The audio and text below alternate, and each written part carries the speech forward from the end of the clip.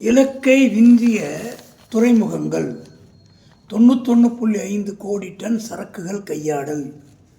இந்தியாவுடைய முக்கிய துறைமுகங்கள் 25-26ஆம் நிதியாண்டில் நிர்ணயிக்கப்பட்ட இலக்கை தாண்டி மொத்தம் 91.5 கோடி டன் சரக்குகளை கையாண்டதாக மத்திய கப்பல் போக்குவரத்து துறை அமைச்சர் தெரிவிச்சிருக்கார். அற்புதம். உலக கடல் பணியாளர்களில் கிட்டத்தட்ட 12% இந்தியர்கள்.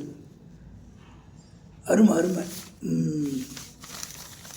டிஸ்காம் உரிமம் ஆந்திராவின் முன்மாதிரி நடவடிக்கை.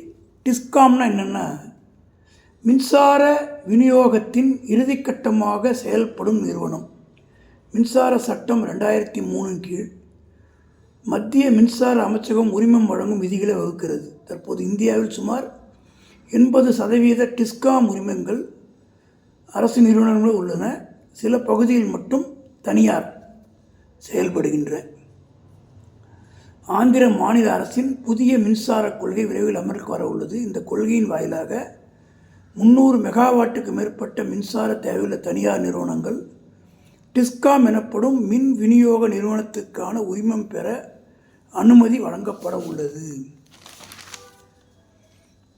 வேளாண் டிஜிட்டல் உட்கமைப்பு திட்டம் செயல்படுத்த 13,000 கோடி ஒதுக்கீடு. இந்த நிதி வெளியீடு மாநிலங்களுக்கு ஒதுக்கப்பட்ட 2 லட்சம் கோடி முதலீட்டு கடனின் ஒரு பகுதி. விவசாயி பதிவேடு டிஜிட்டல் பயிர் அளவீட்டினை மேம்படுத்தும் மாநில அரசுகளுக்கு அக்ரிஸ்டேக் நிதி பயன் தரும்.